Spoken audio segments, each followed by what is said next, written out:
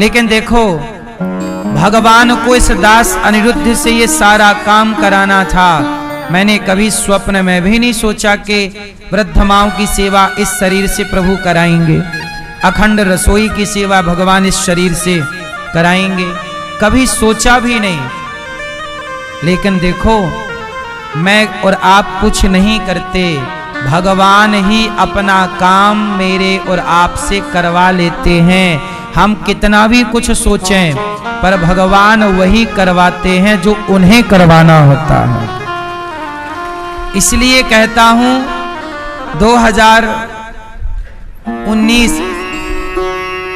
2018 में ये दास जगन्नाथपुरी चला गया और जगन्नाथ भगवान से ये दास ने कहा, प्रभु मेरा बचपन का एक सपना है कि मैं संतों को भोजन कराऊं, एक अन्न क्षेत्र खोलना है मुझे, जहां कोई भी। अच्छा, पहले मेरा विचार ये था कि मैं अपने गांव में जब रहता तो मेरे गांव में जब कोई संत आते तो मैं संतों को भोजन कराने अपने घर बुला के ले आया करता था, संतों को घर में भोजन कराता। और संत जब भोजन करते तो मैं देखता, मुझे बड़ा अच्छा लगता। तभी मैंने मन में संकल्प सोचा, भाव रखा कि प्रभु बड़ा होऊंगा तो संतों की सेवा के लिए अन्न क्षेत्र खुलवाऊंगा। ये तब कहा था जब बचपन छोटा सा था मैं। और देखो, प्रभु ने वो संकल्प इस शरीर से पूरा कराया और वृंदावन में ऐसा अन्न क्षेत्र गौरी गोपाल जी का चल रहा है, जहां दिन भर भक्तों को संतों को भोजन मिलता है। 30,000 लोग यहां निःशुल्क पर डे भोजन करते हैं। तो ये काम बताइए, क्या मेरे और आपके करने से होगा कि कोई भगवान की शक्ति ही कृपा करके ना हो रहा है? इसलिए आपसे मैं ये पूरी बात इसलिए कहता हूं कि ज्यादा दिमाग ना लगाया करो, अपने आप को भगवान के चरणों में समर्पित कर दो। प्रभु मैं आपकी हूं, प्रभु मैं आपका हूं। फिर जैसे जैसे प्रभु बुद्धि देते जाएं, शक्ति सामर्थ्य देते जाएं, भगवान की आज्ञा मानकर वो काम करते चलिएगा, है ना? क्योंकि आप अपने से कितना भी चाहोगे कुछ होगा नहीं, पर भगवान चाहेंगे तो पल भर में हो जाएगा। सही है भैया, गलत है? इसलिए कहता हूं ज्यादा अपना दिमाग खर्च ना करो। तुमसे ज्यादा दिमाग तुम्हें बनाने वाले के पास ऑलरेडी है, नहीं है? तुम्हारे पास कितना सा दिमाग है? सोचो, हमारा किसी का एक आंख खराब हो जाए तो एक आंख आज तक किसी वैज्ञानिक ने आंख का आविष्कार नहीं किया, इसकी निकाल कर इसके में डालना ही पड़ेगा। आज तक किसी डॉक्टर ने किडनी का निर्माण नहीं किया, इसकी निकाल कर ही डालना पड़ेगा, है ना? तो जिसने, परमात्मा ने तुम्हारी सारा सिस्टम वैज्ञानिकों का, एक आंख, अरे वैज्ञानिकों ने आज तक ब्लड नहीं बनाया, खून। बताइए, आज तक खून का आविष्कार हुआ? रक्त का। भाई खून चढ़ता है तो इसका लेकर ही तो चढ़ता है, उसका लेकर ही तो चढ़ता है। कोई वैज्ञानिक ने तो आविष्कार नहीं किया कि भाई साहब मैंने खून बना दिया। क्यों भैया? इसका मतलब है कि शरीर का कोई भी हिस्सा तुमसे आज तक बना नहीं। बना हो तो बताओ। हाँ, तुमने मेडिकल साइंस को डेवलप किया, तरीके से इलाज की, अच्छा है, होना भी चाहिए, लेकिन परमात्मा ने तुम्हें कुछ शक्ति दे दी करने की। लेकिन भगवान ने कहा कि देखो, जो तुम कर पाए वो भी भगवान की मर्जी से ही कर पाए। आप ये मत समझ लेना कि आपने चाहा और हो गया, नहीं। अब हनुमान जी जा रहे थे पहाड़ को लेकर के, संजीवनी बूटी लक्ष्मण जी को बचाना है ना। सुखैन वैद्य ने कहा है संजीवनी लाओगे तो बचेंगे लक्ष्मण, नहीं तो चले जाएंगे। हनुमान जी चले पहाड़ लेकर, अयोध्या के पास पहुंचे तो भरत जी ने बाण मार दिया, और जब बाण मारा तो हनुमान जी गिर गए। भरत जी का बाण हनुमान जी को लगा और हनुमान जी बेहोश होकर, मूर्छित होकर गिर पड़े। और जब गिरे, होश आया कहा मुझे जल्दी जाना है। भरत जी बोले भाई तुम कौन हो, तुम्हारे मुंह से राम राम क्यों निकल रहा है। हनुमान जी ने कहा मेरा नाम हनुमान है, प्रभु राम के भैया पर संकट है, ये पहाड़ लेकर जाना है, संजीवनी बूटी है, वैद्य पहचान लेंगे, इसलिए मैं पूरा पहाड़ लेकर जा रहा हूं, पर मैं तो लेट हो गया। अब भरत जी बोले चिंता ना करो, मेरे इस बाण पर बैठ जाओ, मैं तुम्हें समय पर पहुंचा देता हूं। हनुमान जी को ऐसा लगा कि मैं नहीं जाऊंगा तो लक्ष्मण जी मर जाएंगे। अच्छा एक बात मुझे आप लोग बताओ, सच बताओ कि हनुमान जी यदि संजीवनी बूटी लेने ना जाते तो लक्ष्मण जी मर जाते कि नहीं? ये भैया बताएंगे चश्मा वाले, भैया आप बताओ, यदि हनुमान जी संजीवनी बूटी लेकर ना जाते तो लक्ष्मण जी मर जाते कि नहीं? जोर से नहीं मरते। कौन लाता फिर? हाँ, लक्ष्मण जी नहीं मरते, हनुमान जी ना लाते तो प्रभु किसी और से ये काम करवा लेते। भगवान का काम भगवान ही कर लेते हैं। हाँ, भक्तों का यश बढ़ाने के लिए भक्तों से कराते हैं ताकि भक्तों का भी यश बढ़े, वरना प्रभु का काम कोई भी कर, आपको ताकत देते तो आप कर लेते। भगवान अपना हाथ यदि आपके सिर पर रख दें, समझो ना, भगवान यदि आपके सिर पे अपना हाथ रख दें तो आप ब्रह्मा जी से ज्यादा पावरफुल हो सकते हैं। इतनी देर में एक चुटकी को बजने में जितना टाइम लगता है, इतनी देर में आप ब्रह्मा से अधिक ताकतवर हो सकते हैं यदि भगवान अपनी करुणा का हाथ आप पर रख दें तो। इसलिए मैं ये कैसे कहूं कि मैं करता हूं, आप कैसे कह देते हो कि आप करते हैं? आपके मेरे द्वारा, हनुमान जी के द्वारा, अंगद जी के द्वारा, जामवंत जी के द्वारा भगवान अपना काम ही इनसे कराते रहते हैं। ये पूरा संसार किसकी मर्जी से चल रहा है? हाँ, आपके घर में आपकी पत्नी जैसी है, पति जैसा है, पुत्र जैसा है, आपके घर का माहौल जैसा है, वो आपकी मर्जी नहीं है। बस आप एक काम कर सकते हो तो कर लेना, हर परिस्थिति में चुप रह के अपना काम करो, बस इतना कर लो आप, क्योंकि बाकी कुछ भी आपके हाथ में नहीं है। आप अपनी पत्नी को कितना भी समझाओ, बताए ना हमने कि भगवान शिव अपनी पत्नी को समझा समझा के परेशान हो गए, पर माता सती मानी नहीं और राम की परीक्षा लेने चली गई और फेल होकर के आ गई। जब शिव के समझाने से माता सती नहीं समझी तो फिर आपके समझाने से भला कौन समझेगा? कोई समझ गया तो समझ लेना कि प्रभु समझाना चाहते हैं, और कोई नहीं समझा तो समझना कि प्रभु समझाना ही नहीं। इसलिए अब वो ईश्वर का खेल है, आप चुप रहो। समझा लिया ना आपने अपने बेटे को, अपनी बेटी को, अपने परिवार को, नहीं समझ रहे हैं, अब तुम चुप रहो, तुम भगवान का ध्यान करो। अब तुम्हारे हाथ में कुछ नहीं है, ये खेल ईश्वर का है, वो खेलना चाहते हैं ऐसे।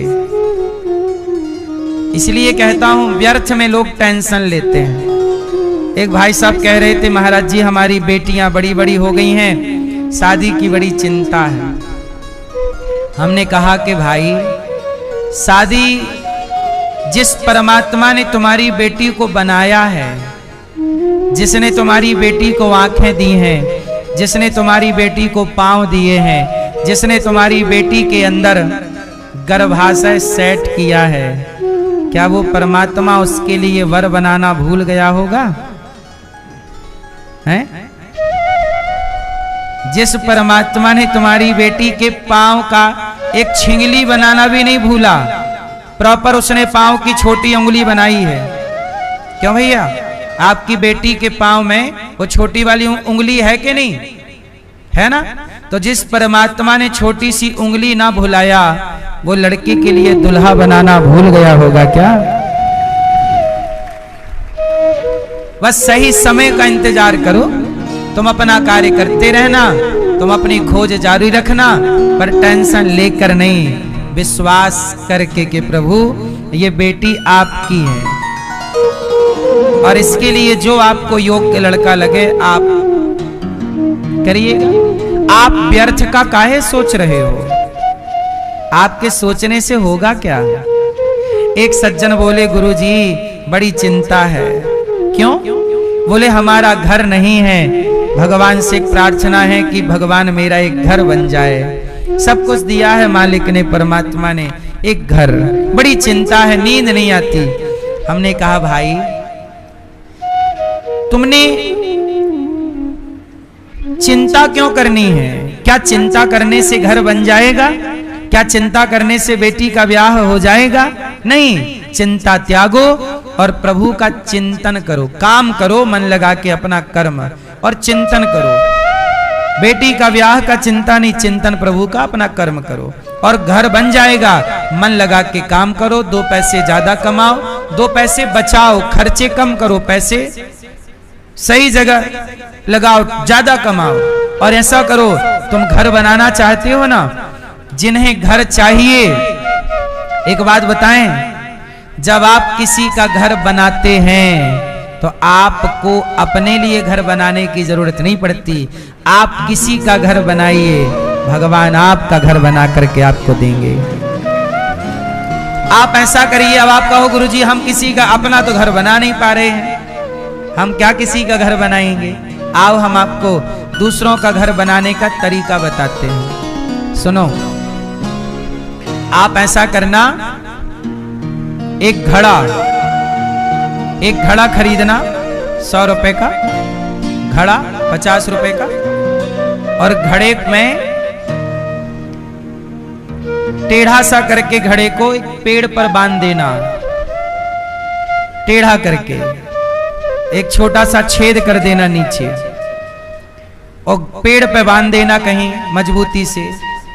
फिर आप देखेंगे 1 महीने बाद उस घड़े में चिड़िया अपना घर बना लेगी। पेड़ पर जब आप घड़ा लटका दोगे तो चिड़िया उस घड़े में क्या बना लेगी? अपना, क्यों बना लेगी कि नहीं?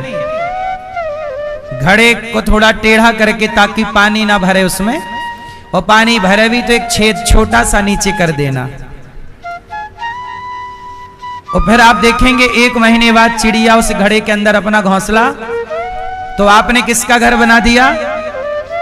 जब आप चिड़िया का घर बना दोगे तो विधाता भी आपके घर की व्यवस्था कर देंगे। जो किसी का घर बनाता है उसका घर बनता है, जो किसी का घर उजाड़ता है उसका घर भी उजड़ जाता है। इसलिए कहता हूं, बनाना सीखिए। क्या करना सीखिए? बनाना सीखिए, बिगाड़ना नहीं। और मैं आपसे एक ही बात फिर से दोहराऊंगा, चिंता ना किया करिए, भगवान आपके साथ हैं हर पल। और ये संसार जीवन में जब आपके दुख आए ना तो रोया ना करो, भगवान की ओर देख के थोड़ा मुस्कुराया करो, प्रभु कोई बात नहीं, आप ही हमारी परीक्षा ले रहे हैं, लीजिए हम तैयार हैं। एक बच्चा होता है छोटा सा, जैसे ही उसे मां मारती है, एक थप्पड़ छोटे बच्चे को मां मारेगी तो बच्चे को एक थप्पड़ मारेगी मां तो बच्चा रोएगा। लेकिन एक चीज आपने देखी होगी, वो रोता हुआ बच्चा अपनी मां से ही चिपकता है। क्यों? ये बात सही है कि गलत है? मां मारेगी तो वो मां से चिपकेगा, छोटा है ना, उसे ये पता है कि ये भले मार रही है पर मेरा पालन भी यही करेगी, आंसू भी यही पहुंचेगी, दूध भी यही पिलाएगी, लोरी भी यही सुनाएगी, ख्याल भी यही रखेगी। जैसे थप्पड़ खाके भी बच्चा मां से ही चिपकता है, ऐसे दुख में भी तुम्हें भगवान से ही चिपकना है। प्रभु आप कितना भी दुख दो, पर मैं आपसे दूर नहीं हो सकता, क्योंकि आपके सिवा मेरा कोई नहीं। जब इस भाव से आप भगवान के निकट जाते हैं तो फिर आप चिंता से मुक्त हो जाते हैं। जीवन में किसी का कोई सहारा नहीं है, इसलिए मैं आपसे कह चुका हूं, किसी के आगे रोया ना करो। यदि तुम्हें रोता हुआ कोई देखेगा ना तो लोग पूछेंगे क्यों रो रहे हो, फिर आप बताओगे कि मेरा ये दर्द है, मेरी ये पीड़ा है, मेरा बेटा ऐसा, मेरी बहू ऐसी, मेरा परिवार ऐसा। और ये दुनिया आपके दुख को सुनेगी, रो रो के सुन लेगी, और तुम्हारे जाने के बाद हंस हंस के लोगों से बताएंगी कि देखो उसका ये दुख है, वो ऐसे रो रही थी या रो रहा था। इस भरी दुनिया में यदि आपका कोई है ना तो भगवान ही है। समय रहते पहचान लो कि आपका कौन है। जो आपके हैं ही नहीं आप उनको अपना अपना कहते जा रहे हो, और जो आपके हैं आप उन्हें अपना मानने को तैयार नहीं हो। इसलिए मेरी मां गोपियों ने भगवान के संग दिव्य रास रचाए। जन्म जन्म के भक्त हैं ये गोपियां। शिव आए ऐसे रासेश्वर भगवान को, ये रास लीला है। कोई भगवान का भी कैरेक्टर ढीला हो सकता है क्या? लेकिन लोग आरोप तो भगवान पे भी लगा ही देते हैं। रासलीला को बॉलीवुड ने किससे जोड़ दिया? कैरेक्टर ढीला से ना। तुम करो तो रासलीला, हम करें तो कैरेक्टर ढीला। अब इतने मूर्ख लोग हैं, अब क्या कहें? भगवान की लीला को भी आज दुनिया ने कैरेक्टर ढीला से जोड़ दिया। इससे बड़ी मूर्खता, इससे बड़ा भगवान का अनादर क्या हो सकता है? लेकिन आप धन्य हैं सनातनी कि आप बहुत भगवान के अपमान को भी हंसते हंसते सह लेते हैं।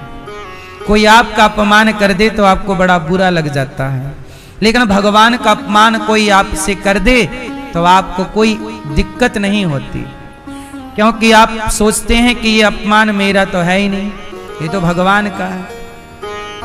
भगवान को भी अपना मानिए, भगवान की लीलाओं को समझिए, भगवान के हर चरित्र को समझिए। बिना समझे आप क्या कह पाएंगे, क्या सुन पाएंगे, क्या समझ पाएंगे? आज भगवान ने दिव्य लीला की, सुदर्शन, ये दिव्य रास की लीला खंड है, चल रही है आज भी। भगवान ने सुदर्शन नाम के एक दैत्य अजगर बन के आया। एक सुदर्शन नाम का एक दैत्य था, राक्षस, जो नंद बाबा के पास आया और नंद बाबा को निगलने लगा। तो नंद बाबा ने चिल्लाया, कन्हैया बेटा। तब भगवान ने दौड़ करके उस अजगर को, भगवान ने एक पांव का प्रहार कर दिया, चरण का प्रहार कर दिया, और चरण का स्पर्श होते ही वह अजगर मुक्त हो गया। सुदर्शन नाम का दैत्य था, आज उसका उद्धार हो गया। एक शंखचूड़ नाम का यक्ष था, जो गोपियों को चुरा के भाग गया, सारी गोपियों का अपहरण कर लिया। तब गोपियों ने भगवान को पुकारा, प्रभु रक्षा कीजिए। तब भगवान ने जाकर के उस शंखचूड़ से युद्ध करके उसे पराजित किया और सारी गोपियों को मुक्त किया। गोपियों ने भगवान के लिए गीत गाया, युगल गीत, जिस गीत में गोपियां भगवान के प्रत्येक अंग की सुंदरता का वर्णन करती हैं। प्रभु आप, ये दुनिया पागल है जो जगत की सुंदरता पर मर रही है। सबसे अधिक सुंदर कोई है तो भगवान है, भगवान से ज्यादा सुंदर कौन होगा? अच्छा, एक बात सत्य है, सुनना। संसार की सुंदरता कई बार आपके मन को आकर्षित करती है। कई बार स्त्री की सुंदरता, पुरुष की सुंदरता आपके मन को आकर्षित करती है, लेकिन क्या बताएं, वह सुंदर स्त्री, वह सुंदर पुरुष आपके, यही तो आपकी परीक्षा है कि जब सुंदर स्त्री को देखकर भी, सुंदर मन पुरुष को देखकर भी आपका चित्त उसकी ओर ना खिंचे, तब भी आपका चित्त मन भगवान में ही लगा रहे, तब ना आप जीत गए। और यदि आप उस स्त्री पुरुष के पीछे भाग गए तब तो आप हार गए ना। वो लड़की है जो अपने हाव भाव से आपको खींचना चाहती है अपनी ओर, और यदि आप उसकी ओर खिंच गए तो वो जीत गई और आप हार गए। इसलिए कहता हूं, जगत की सुंदरता पर क्या मरते हो। एक संत जी एक स्त्री को देखकर मुस्कुरा रहे थे, तो एक आदमी बोला, वाह साधु जी, आप भी स्त्री को देख रहे हो, मुस्कुरा रहे हो, क्या आपका भी चित्त चला गया। तब संत जी ने कहा कि मैं जो देख रहा हूं वो तू नहीं देख पा रहा है, और जो तू देख रहा है वो मैं देखना ही नहीं चाहता। तो आप क्या देख रहे हो। तो संत जी ने कहा कि मैं इस लड़की की ओर देख तो रहा हूं, पर मैं इस लड़की को नहीं देख रहा हूं। तो फिर किसे देख रहे हो। संत जी ने कहा कि जो अजर हुए अदब तेरे देखते हैं, वो शेर कत्ल पहले अपना देखते हैं। ना मतलब है तुझसे ना सूरत से तेरी, हम तो सिर्फ कन्हैया तेरी कलम देखते हैं। हम तो ये देखते हैं कि जिस परमात्मा ने सुंदर स्त्री को बनाया है वो भगवान खुद कितना सुंदर होगा।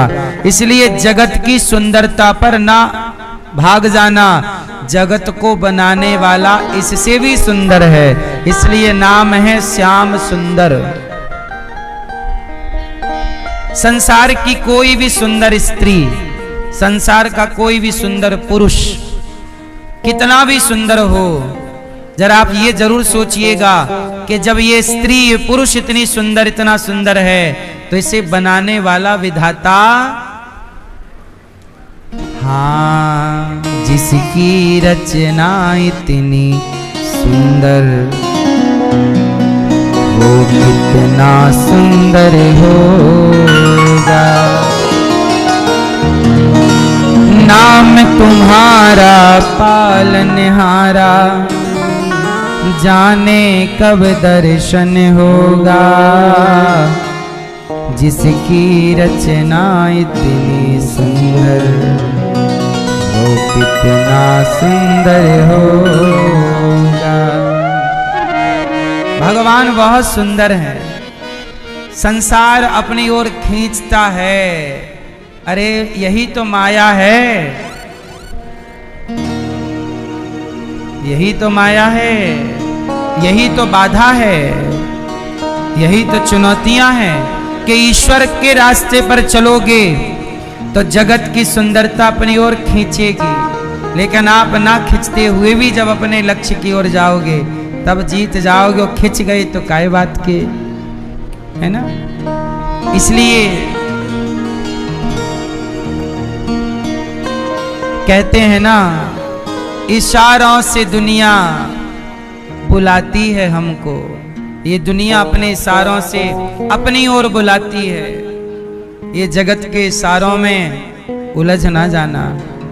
सारी गोपियां आज जगत की सुंदरता, जगत को छोड़कर भगवान को पाई।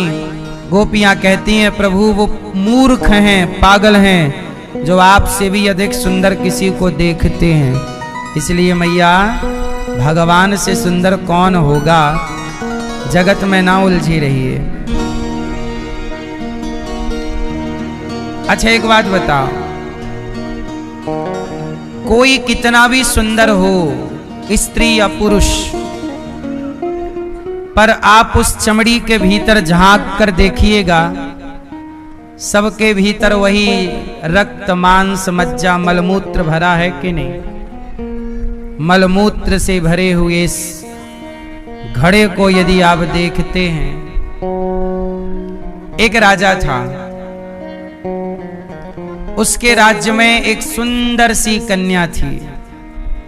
एक दिन राजा जा रहा था कि राजा की नजर उस सुंदर सी लड़की पर पड़ी, तो राजा ने उस लड़की को बुलाया, यहाँ आओ। तुम किसकी लड़की हो?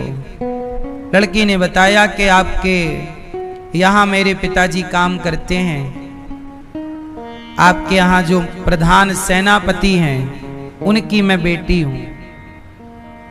अब तो राजा अपने सेनापति को बुलाया, बोला सेनापति यहां आओ। जी महाराज। बोले तुम्हारी बेटी बहुत सुंदर है, मुझे पसंद आई है, मैं उससे विवाह करना चाहता हूं। सेनापति तो बड़ा खुश हो गया कि चलो राजा से मेरी बेटी का विवाह हो जाएगा, राजा से मेरा संबंध हो जाएगा। सेनापति आए, अपनी बेटी से कहा बेटा तेरा विवाह मैं राजा से करना चाहता हूं। लड़की बोली पिताजी वो राजा मेरे बाप की उम्र का है, आपसे भी बड़े हैं, उम्र में तो आपसे भी, आप सेनापति हो, वो राजा हैं तो वो आपसे भी बड़े हैं, तो मेरे पिता से भी बड़े उम्र के व्यक्ति से आप मेरा विवाह क्यों करना चाहते हैं? बोले बेटा वो राजा तेरी सुंदरता पे, तू बहुत सुंदर है, इसलिए यदि मैं मना कर दूंगा तो राजा मुझे पद से हटा देगा और मुझे दंड भी दे सकता है कि तुमने अपनी बेटी को भड़का दिया, विवाह नहीं किया। लड़की बोली अच्छा ठीक है, आप राजा से बस ये कह दो कि 1 महीने बाद आप मेरी बेटी से मिल लेना, यदि 1 महीने बाद मेरी बेटी आपको पसंद आ जाए तो विवाह कर लेना। ठीक। अब उस लड़की ने क्या किया, अच्छा राजा को लड़की पसंद नहीं थी, क्या पसंद था? क्या पसंद था भैया? सुंदरता, चमड़ी, बनावट, चमड़ी का रंग, सुंदरता अच्छी लगी, सुंदर है। तो लड़की ने कहा 1 महीने बाद राजा मेरे से मिल लें, यदि 1 महीने बाद मैं उन्हें पसंद आती हूं तो मैं कर लूंगी ब्याह, यदि वो मुझे पसंद करेंगे। अब सेनापति ने कहा कि महाराज मेरी बेटी ने कहा है कि 1 महीने बाद आप उनसे मिल लेना, यदि आपको फिर भी मेरी लड़की पसंद रहे तो वो तैयार हो जाएगी। ठीक है, राजा बहुत खुश हुआ, 1 महीने बाद मिलता हूं मैं आपकी बेटी से। अब लड़की ने क्या किया कि उन 1 महीनों में खाना पीना बंद कर दिया, केवल पानी पीती और बस जीती रहे, प्राण रहे इतना खाती। अब वो सूख गई, उसके तो सारी सुंदरता ही बह गई, हड्डी हड्डी सी दिखने लगी, बिल्कुल पापड़ जैसी हो रही, और चमड़ी लटक गई उसकी, बिल्कुल कुरूप सी हो गई। उसने नहाना भी थोड़ा कम कर दिया, फेस को धुलना, काली पड़ गई, सांवली पड़ गई, बिल्कुल बदसूरत हो गई। अब 1 महीना हो गया पूरा कंप्लीट। अब राजा सेनापति ने कहा कि मेरी बेटी आपसे मिलना चाहती है, यदि आपको मेरी बेटी पसंद हो तो आप विवाह कर लीजिएगा। राजा गए, अब उसे सजाया गया कि भाई राजा आ रहे हैं थोड़ा, अब उसे कितना भी सजावर हो तो काली सांवली चमड़ी, उस हड्डी हड्डी दिख रही है, सूख गई बिल्कुल बिना खाए पिए, आंखों के नीचे काला काला धब्बा आ गया, सब तमाम प्रकार की चीजें। अब राजा आए, अब राजा ने देखा ये वो लड़की नहीं है। मंत्री, सेनापति, तुम्हारी लड़की कहां? तुम्हारी? अरे महाराज ये मेरी ही लड़की है। अरे इसको क्या हो गया? महाराज इसको एक बीमारी लग गई, आपने देखा, उसके बाद से बीमारी लग गई, इसको सूखा रोग हो गया है। महाराज अब ये रोगी है, सूख गई है, आप जरूर कर लीजिए महाराज इससे ब्याह। राजा बोला नहीं नहीं, मैं इससे ब्याह नहीं कर सकता। राजा ने देखा कि एक हड्डी की बची है क्या। राजा को लड़की पसंद नहीं आई थी, सुंदरता पसंद आई थी। आज भी समाज लड़की से ब्याह नहीं करता, आज के लोग लड़के से ब्याह नहीं करते, आज के लोग लड़की की सुंदरता से और लड़कों के पैसों से विवाह करते हैं। आज भी रिश्तों में यही चीज देखी गई है ज्यादा। लड़की सुंदर हो, मन सुंदर हो, आचार विचार सुंदर हो, संस्कार सुंदर हो। आजकल ये लोग नहीं देखना चाहते, बस चमड़ी सुंदर होनी चाहिए, गोरी होनी चाहिए। आजकल सुंदरता से ब्याह है, व्यक्ति से नहीं है। इसलिए कहता हूं कि आप चमड़ी के चक्कर में आप भी ना पड़िएगा। ये चमड़ी 4 दिनों की है। जवानी में चमड़ी अलग होती है, बुढ़ापे की चमड़ी अलग होती है, लड़कपन की चमड़ी अलग होती है। चमड़ी से मोहब्बत ना कीजिए साहब, है ना। ये धोखेबाज है सबकी चमड़ी, ये धोखेबाज है सबकी इंद्रियां, ये मन बड़ा चंचल है। कहते हैं ना ये मन बड़ा चंचल है, ये मन बड़ा चंचल है। कैसे तेरा भजन करूं, ये मन बड़ा चंचल है। कैसे तेरा भजन करूं, जितना इसे समझाऊं, जितना इसे समझाऊं, उतना ही मचल जाए राधे तेरे चरणों की। इसलिए मेरी माँ थोड़ा अपने मन को इतना कंट्रोल रखो, इतना बांध कर रखो कि वो किसी की चमड़ी की सुंदरता पर मर ना जाए। क्योंकि संसार की सुंदरता तो नजरों में आती जाती रहेगी, लेकिन आपका मन आपके कंट्रोल में होना चाहिए। क्योंकि ये मन यदि आपके कंट्रोल के बाहर गया तो सर्वनाश कराएगा यही मन। रावण का मन रावण के कंट्रोल के बाहर गया, सीता मां को चुरा के ले आया, सर्वनाश हो गया। इसलिए अपने मन को, अपने कंट्रोल, जब भी किसी नारी को देखो और वो बहुत सुंदर दिखे तो आप उसे तुरंत अपनी बहन के भाव से देखना स्टार्ट शुरू कर दीजिएगा। ये मेरी बहन है, तुरंत आपका भाव बदल जाएगा। इसलिए हमारा सनातन कहता है कि स्त्री को कैसे देखा जाए। बड़ी है तो माता की दृष्टि से, बराबर की है तो बहन की नजर से, छोटी है तो पुत्री के भाव से। पुरुष को भी ऐसे, बड़ा है तो पिता की नजर से, बराबर का है तो भाई की नजर से, छोटा है तो पुत्र की नजर से। यदि इन नजरों पे कंट्रोल रही, आपकी कंट्रोलिंग पावर रही, तो आप बच जाओगे, वरना आपको भी जगत की सुंदरता बहा कर ले जाएगी। पड़े रहोगे संसार की चमड़ी के पीछे और जलते रहोगे उस चमड़ी की आग में। काम ही नारी पियारी जिमी, लोभ ही के प्रिय दाम, तिमि रघुनाथ निरंतर प्रिय लाग्यो मोहिराम। कामी को स्त्री बड़ी प्रिय लगती है। भैया आपको पता है भूख कितने तरह की होती है? भूख, ए भैया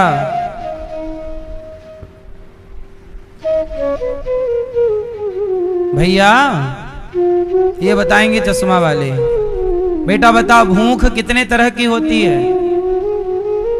एक, ये भैया बताएंगे झोले के बगल वाले। आप कितने तरह की? नहीं बताओगे? गुस्सा हो क्या? नहीं? भैया बताओ दाढ़ी वाले, कितने तरह की भूख होती है? हैं? आ नहीं रही है आवाज। हम हो सकता हमारा भी बुढ़ापा चालू हो गया है, अब कान शायद। आज तेल डालेंगे थोड़ा सा, अभी आप थोड़ा तेज बोल दो, फिर शाम को हम ठीक कर लेंगे कान। कितने तरह की भूख होती है? हैं? 3, कई प्रकार की। 1-2 प्रकार की बता।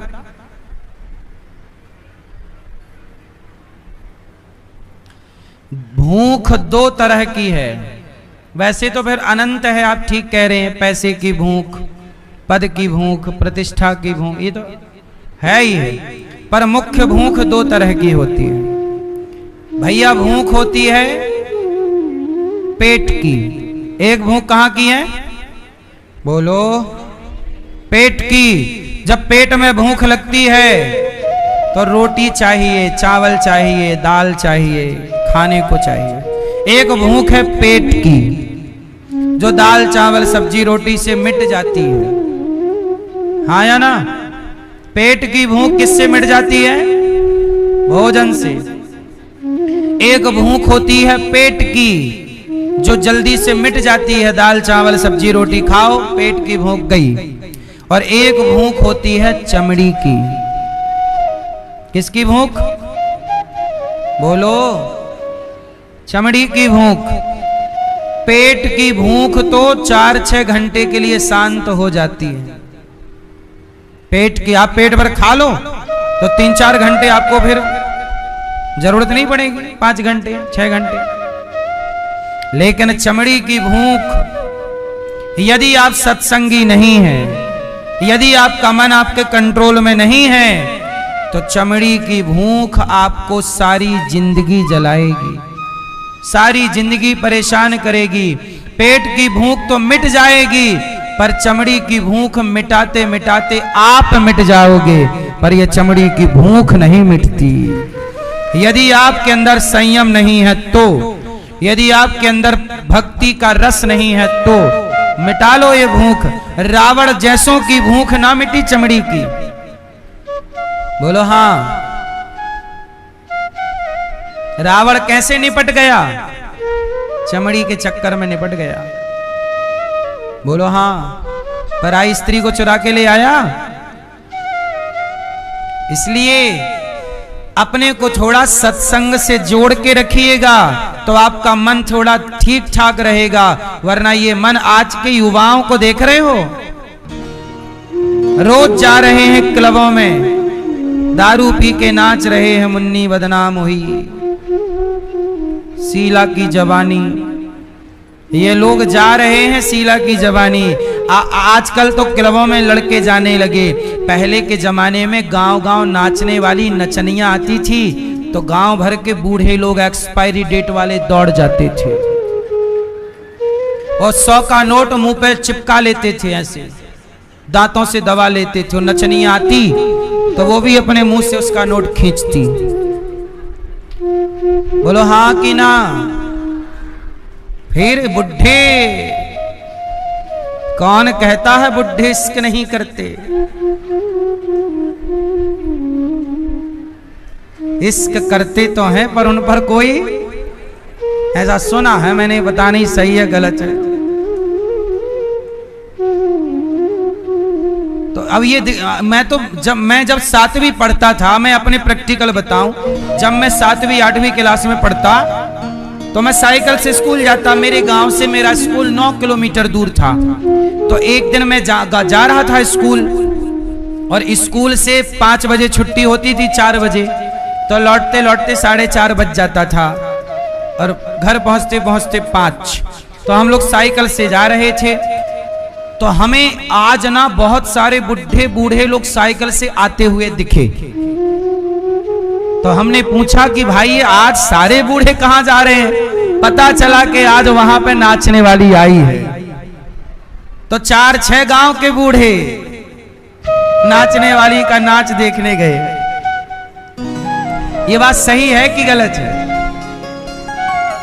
इसका मतलब देखो, बूढ़ा हो गया पर सत्संग किया नहीं, भगवान से मन को जोड़ा नहीं। तो मन क्या है? खुला हुआ सांड है। वो खुला हुआ सांड है मन, तो वो आपको परेशान करेगा। इसलिए अपने मन को भगवान के भक्ति के खूंटे से बांध दो, भगवान के चरणों से बांध दो, तो आपका बुढ़ापे में आपको परेशान नहीं करेगा ये मन। वरना आपका ये मन बार बार वहां, अब ये बूढ़ा वहां जाता नचनिया को देखने, क्या करता? चश्मा लगा लगा के देखता। बाकी तो सब जवान तो सो भी जाए, बूढ़े नहीं सोते पूरी रात। नहीं,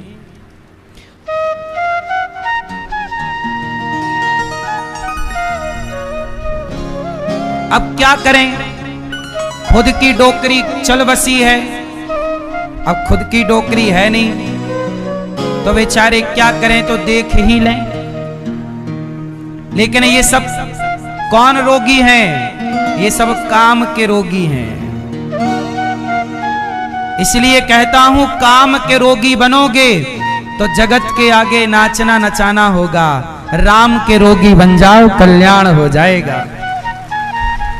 नारद जी का भी मन लगा कि मैं भी ब्याह कर लूं। एक बार नारद जी के साथ देखो, सामान्य इंसानों की छोड़ दो, ये काम अपनी ओर खींचता है, सामान्य इंसानों की छोड़ दो। नारद जी का एक बार मन हो गया कि मैं भी ब्याह करूं, और एक सुंदर स्त्री को देखा, नाम था विश्वमोहिनी। कहा मैं इससे ब्याह करूंगा, और अपना भगवान से कहा कि नारद जी ने मुझे आप अपना वाला रूप दीजिए, आपन रूप देहु प्रभु मोही। भगवान ने बंदर बना दिया। अब नारद जी उस स्त्री से विवाह करने के लिए यहां वहां, इस जगह वहां भटक रहे। ये कथा ये बताती है कि काम बड़े बड़े संतों को भी भटका सकता है। इसलिए कहता हूं, बारिश तो होगी, बारिश तो होगी, आप अपना छाता लिए रहिएगा।